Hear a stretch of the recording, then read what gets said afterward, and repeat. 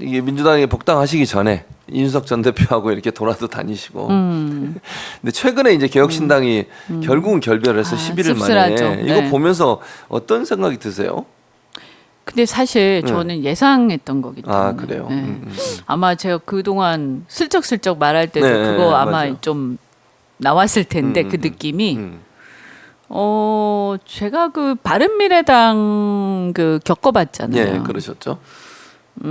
이질적인 집단이 단기간에 예. 짧은 시간에 융화가 안 되더라. 음. 그러니까 오랫동안 같이 해오면 또 모르겠어요. 근데 선거를 앞두고 네. 짧은 시간이 안 돼요. 그러니까요. 안 되고 지금 보면 뭐 혹자는 뭐 보수와 진보라서 그렇다. 그건 전 좀 그건 아닌 것 같고 어떻게 보면 지금 이 시대는 말이죠.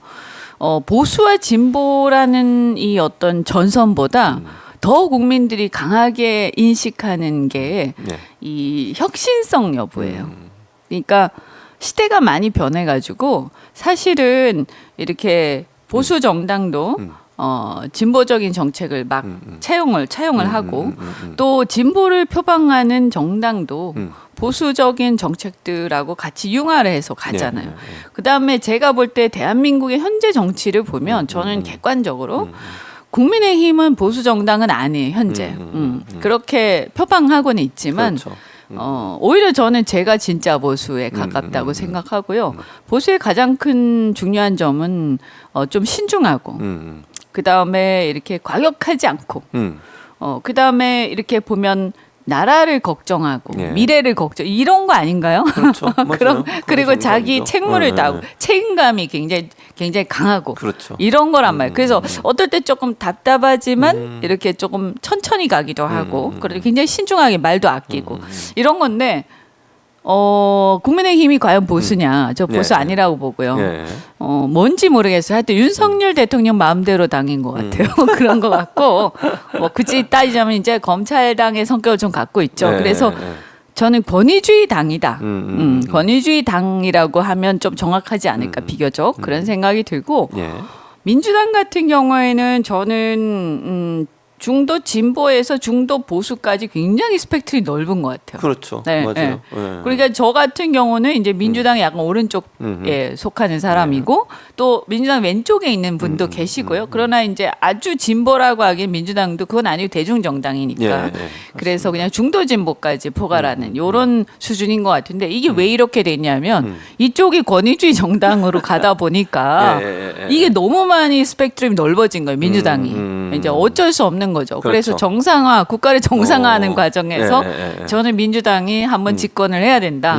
그러면서 집권을 해서 예. 한 2번 정도 하고 나면 그러면 저는 좀 정상화되고 그 과정에서 다당제가 되면서 좀 더 세분화되지 않을까 향후에 예. 그렇게 생각을 합니다. 현재 상황은 저는 비정상을 정상화시키는 과정 중에 있기 때문에 민주당이 어쩔 수 없이 상당히 스펙트럼 넓게 상당히 많은 다수의 국민들의 이 정서를 예. 다양하게 대변해서 갈 수밖에 없다. 여기가 너무 오른쪽에 가 있기 때문에 오른쪽도 아니에요. 제가 오른쪽도 아니고 막 묘한데 어떨 때는 정말 극좌적인 그 포퓰리즘을 막 할 때도 있고요. 예. 예를 들면 지금 의사 증언 얘기하는데 아주 과격하게 아무 대책 없이 그렇죠. 앞뒤 없이 막 얘기하잖아요. 그렇죠. 근데 막 그런 얘기하죠. 것들은 또 어떤 면에서 보면 굉장히 과격한 진보랄까 이런 느낌도 들고 근데 기본적으로 저는 보수 진보라기보다는 윤석열 대통령이 그냥 포퓰리스트예요. 그러니까 맞아요. 포퓰리스트인데 포퓰리스트도 어떤 일관성이 있어야 되거든요. 그리고 앞뒤를 보고 해야 되는데 예. 이분은 정말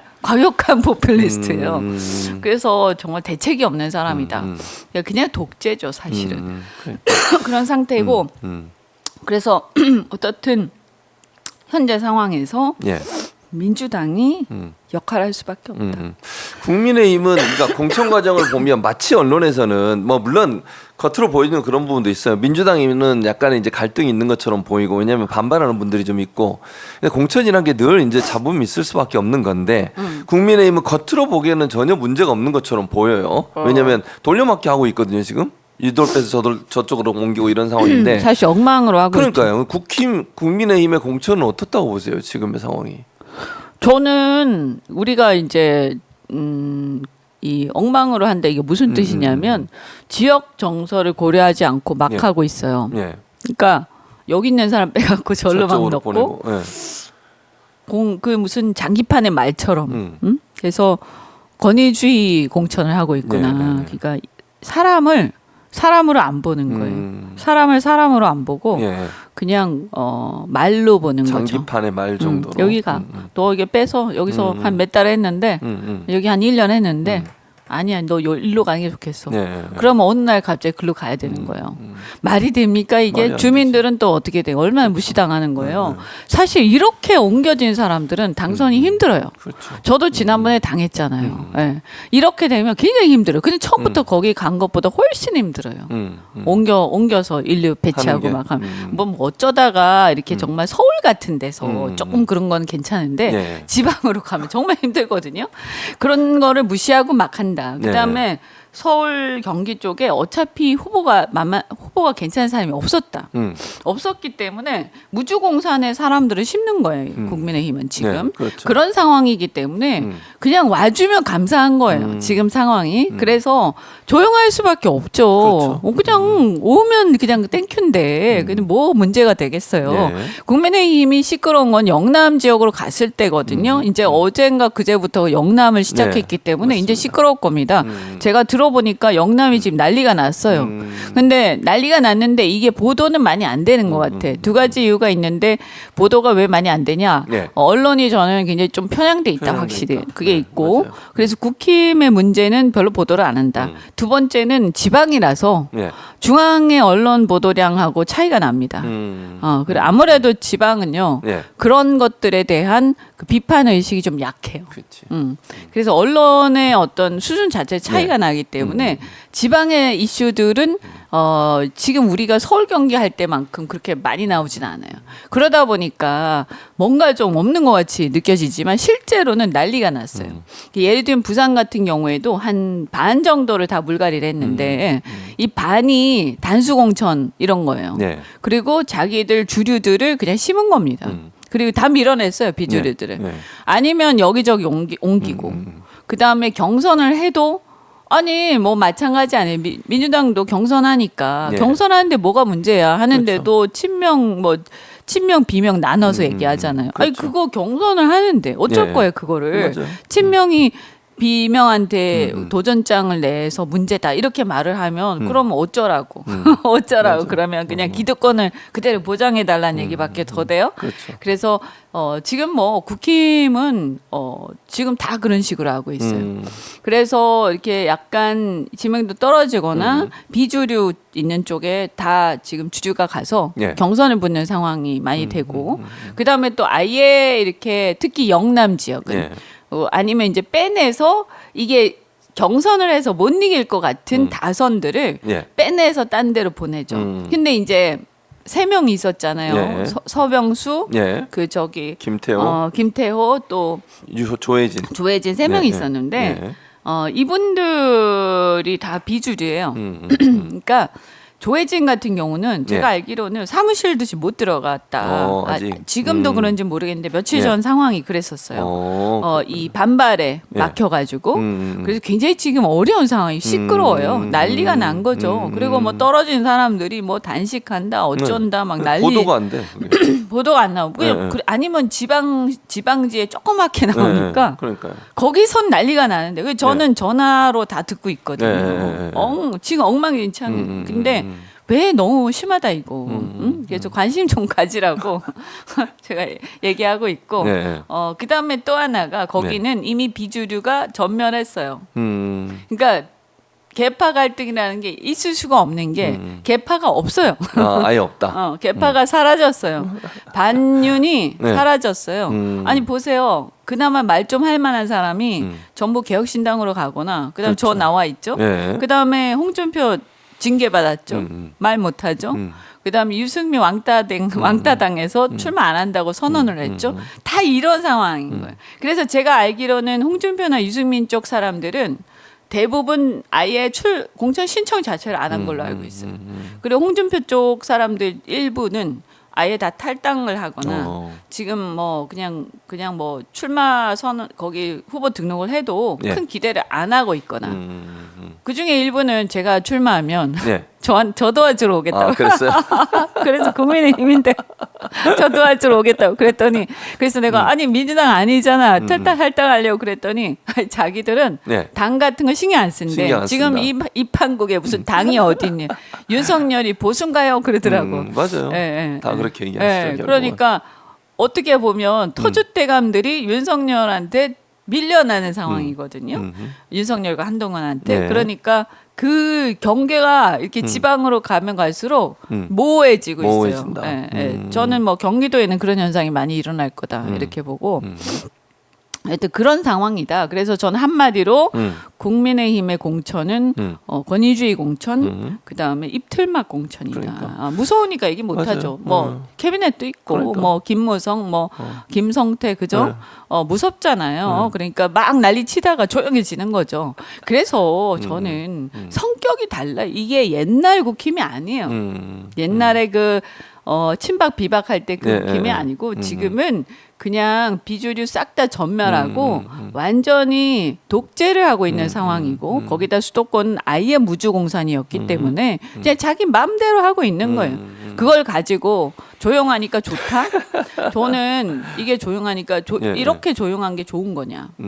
저는 그렇게 그건 생각. 아니에요. 오히려 시끄러운 게 맞아요. 낫다. 그게 왜냐면 그게 민주주의지. 민주주의고 그럼요. 뭐가 있으니까 시끄러운 거예요. 될 것 같으니까 시끄러운 거고 맞아요. 네. 경쟁이 치열하니까 시끄러운 그렇죠. 거예요. 경쟁이 치열하지 않는데 왜 시끄러워요? 그럼요. 맞아요. 그렇잖아요. 중요한 것은 그 경쟁 이후의 결과가 좀 더 국민들의 눈높이에 맞게 예를 들면 물갈이 한다. 좀 더 세대 교체하고 그렇지. 좀 더 참신한 사람 더 많이 들어오고 네. 너무 다선 오래 하신 분들은 조금 스스로 물러나기도 하고 이러면서 대표가 얘기한 것처럼 세수는 세부대 이렇게 그렇습니다. 됐을 때 그러면서도 새로 들어온 사람들이 나름 실력도 있고 지역에서도 인정하는 사람 만한 좋은 사람들이 많이 들어오면 네. 그 진짜 금상첨화죠. 그렇죠. 만약에 엄청 그렇게 혁신이 끝나면 저는 시끄러워도 결과는 괜찮을 거다 괜찮은 거죠. 이렇게 생각을 네, 해요. 맞아요. 그래서 중요한 것은 결과지.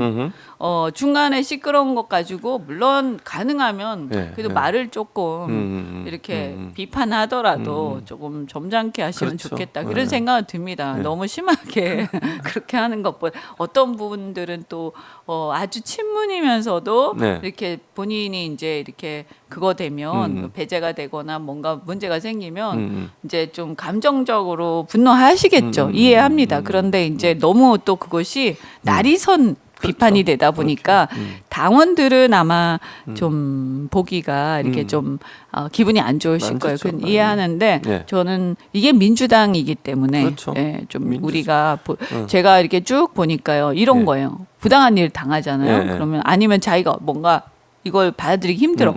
그러면 국민의힘은 그러나 결정이 나면 네. 조용해져요. 아, 그래요. 아무도 항의하지 않아요. 항의를 해도 그냥 소수. 소수. 그래서 의미가 없어요. 공천에 대해서 뭐라고 하는 것도 의미가 없고. 그런데 민주당은 뭐 민주당도 그렇다고 해서 아주 민주적이다. 이거 여기까지는 아직 못 갔죠. 그렇지만 상대적으로 네, 제가 네. 봤을 때는 훨씬 더 역동적이다. 시끌시끌하고 그렇죠. 뭐 할 말 다 하고 맞아요. 온갖 얘기 다 하죠. 하고 네, 네. 그리고 또 이렇게 집단적으로 움직이기도 네, 하고 그렇기도 당원들이 하죠. 막 와서 네. 당사 앞에서 데모도 하고 그래서 자기가 좋아하는 사람이 뭔가 불이익 받는 것 같으면 나가서 대변도 해주고 이게 민주당인 거예요. 맞아요. 그럼 이거 저는 어떤 걸로 보냐? 이 안에서 보면 시끄럽지만 잘 생각해 보세요. 이분들이 어디로 가는 거예요? 국회로 가는 거잖아요. 그렇죠. 그러면 이런 분위기가 보장되고 이런 분위기가 활발한 당이 나중에 국회로 들어가서도 이 안에서 이런 문화 속에서 일을 했던 사람들이 국민이 문제가 생겼을 때 시끄럽게도 하고 나서서 자기가 나서서 대변도 해주고 하는 것이지 국민의힘 같이 저렇게 지죽은 뜻이 조용한 당에서 공천받고 그래서 당선이 혹여 된다 하더라도 그 사람들이 국회에서 과연 국민 대변하겠어요? 안 그냥 하죠. 조용한 거예요. 그러니까 그렇죠. 저 당은 항상 조용해요. 근데 지금 제가 그래서 그 글도 썼어요. 예. 윤석열 대통령이 저러고 있는데 예. 나라가 이렇게 가고 있는데 저렇게 그냥 무조건 조용한 당이 과연 국민을 잘 대변하겠냐. 이것을 민주당 시끄럽다고 손가락질하지 말고 이 과정을 잘 극복을 하는지를 보고 그렇죠. 그러나 이런 것들이 가능하고 대표한테도 손가락질 하는 당이라는 게 우리가 조금은 더 세련돼져야 되겠지만 이게 가능한 당과 찍소리도 못하는 당 사이에 어떤 당이 국민을 더 잘 대변하겠냐.